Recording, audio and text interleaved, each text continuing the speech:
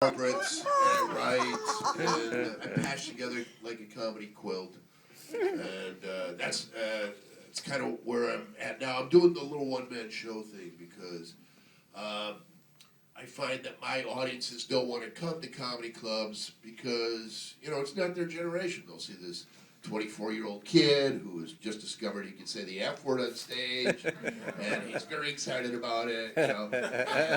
Lenny Bruce died for his ability to do that, and so my audience is turned off by that. But I can get them. Last year, I did a one-man show for 41 weeks.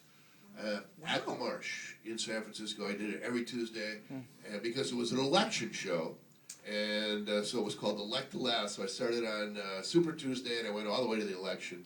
And man, because when you do material over and over and over again, it's like a coloring book. You got the outline and you memorize the lines, but then you start to fill in and shade and when you do political stuff, some stuff has a shelf life of a week, and some has 6 weeks, and some has 6 months, and other stuff you can recycle for years, but you don't know until you do it over and over and over again. So your act is constantly expanding and distilling and contracting, and and when you do it over and over and over to a crowd that wants to hear political material.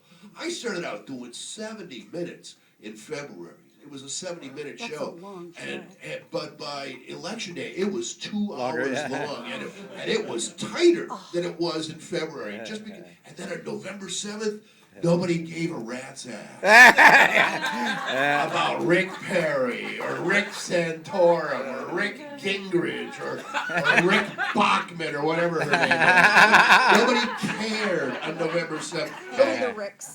Nobody cared about Obama, because they were just so tired of politics. So this year, in January, came home because we do the Big Fat You Rain Kiss Off comedy show, and that's going to take up my time between now and the end of the year. What we do, it's like 6 comics, and we bring New Year's to the provinces. We do like 7 different cities.